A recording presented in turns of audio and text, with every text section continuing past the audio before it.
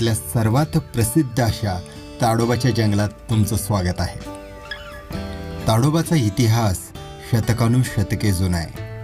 अगदी राजा महाराजांच्या शिकारीचं स्थान बनण्यापासून ते भारतातील सर्वात लोकप्रिय असा व्याघ्र प्रकल्प बनण्यापर्यंतचा प्रवास या ताडोबाने पाहिलाय, भोगलाय. वाघ म्हटलं की ताडोबाचं जंगल डोळ्यासमोर येतं. पण ताडोबात फक्त वाघच नाही, तर वाघाशिवाय ताडोबात बिबट्या, अस्वल,